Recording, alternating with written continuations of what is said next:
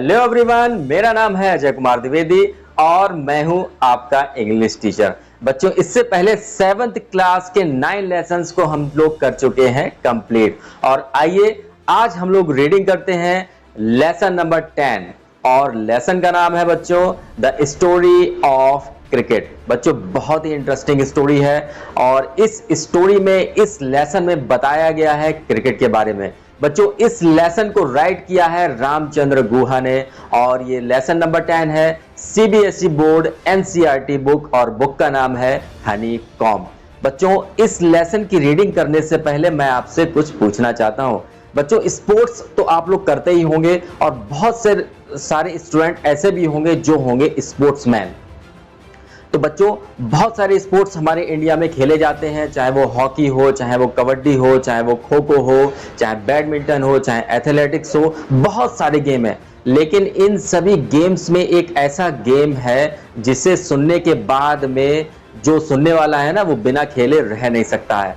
जी हाँ बच्चों, आज मैं बात करने जा रहा हूं क्रिकेट की और यही तो नाम है आज हमारे लेसन का, लेसन नंबर 10 और इसका नाम है द स्टोरी ऑफ क्रिकेट। बच्चों, क्रिकेट हम लोग खेलते हैं और क्रिकेट खेलने के बाद में बहुत अच्छा फील भी करते हैं, लेकिन स्पोर्ट्स से भी हमें बहुत सारी चीज़ें मिलती हैं, सीखने को मिलती हैं, बहुत सारे बेनिफिट्स भी होते हैं। सबसे पहला बेनिफिट तो बच्चों यही है कि हम लोग स्पोर्ट्स करने के बाद हो जाते हैं फिजिकली फिट। बच्चों, इससे हमें सीखने को मिलता है टीम स्पिरिट, या जी हाँ बच्चों, खेल भावना, टीम स्पिरिट। और बच्चों, बहुत सारे फायदे हैं, हम लोग फिजिकली फिट भी रहते हैं, टीम स्पिरिट भी हो जाती है और अगर अच्छा खेल लेते हैं कोई भी स्पोर्ट तो हम लोग इंडिया और आउटसाइड इंडिया में जाकर भी अपने भारत का नाम कर सकते हैं रोशन। तो बच्चों, आज मैं बात करने जा रहा हूं क्रिकेट की और लेसन नंबर 10 और इसका नाम जैसा कि मैंने आपको बताया ही है the story of cricket. Cricket हम लोग खेलते हैं, लेकिन बहुत सारे लोग ऐसे होंगे जिन्हें कुछ मैं ऐसे रूल्स एंड रेगुलेशंस आज इस लेसन में हम लोग डिस्कस करेंगे जिनके बारे में वाकई में आप नहीं जानते होंगे।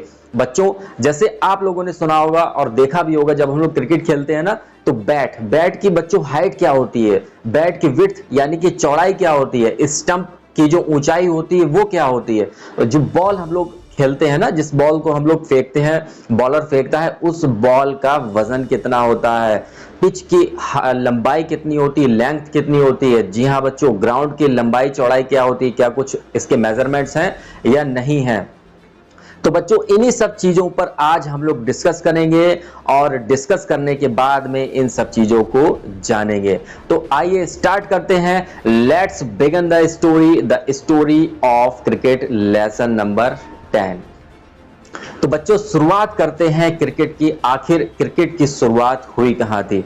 बच्चों, क्रिकेट की शुरुआत हुई थी इंग्लैंड में। जी हां, इंग्लैंड में 500 ईयर्स एगो, यानी कि 500 साल पहले क्रिकेट की जो शुरुआत थी वो हुई थी इंग्लैंड में। और सबसे पहले क्रिकेट जो आज हम लोग बैट जैसा इस्तेमाल करते हैं ना, जैसा यूज करते हैं क्रिकेट खेलने में, बच्चों पहले ऐसा बैट नहीं हुआ करता था।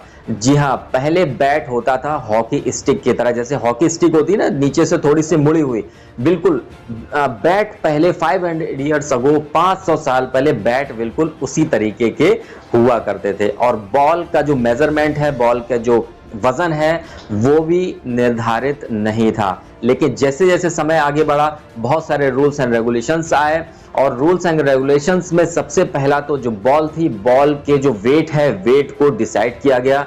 जी हाँ, बॉल का जो वेट है वो 5 से 6 आउंस के बीच में होता है। और जो हम लोग बैट इस्तेमाल करते हैं, बैट की हाइट होती है 22 इंचेस और जो स्टंप्स होते हैं, पहले बच्चों 3 स्टंप्स नहीं हुआ करते थे, सबसे पहले हुआ करते थे ओनली 2 स्टंप्स। और स्टंप्स की हाइट को भी डिसाइड किया गया, निर्धारित करा गया और स्टंप्स की हाइट को निर्धारित किया गया 22 इंचेस में, यानी कि 22 इंच के स्टंप रखे गए।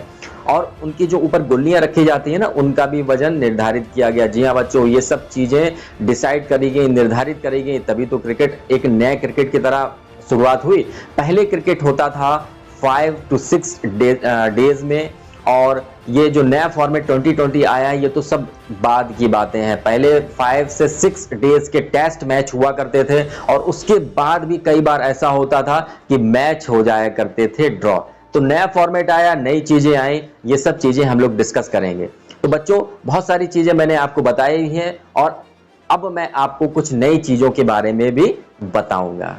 क्या आप लोग जानते हैं कि फर्स्ट क्रिकेट लॉ की स्थापना कब हुई थी? जी हां बच्चों, फर्स्ट क्रिकेट लॉ की स्थापना हुई थी 1774 में।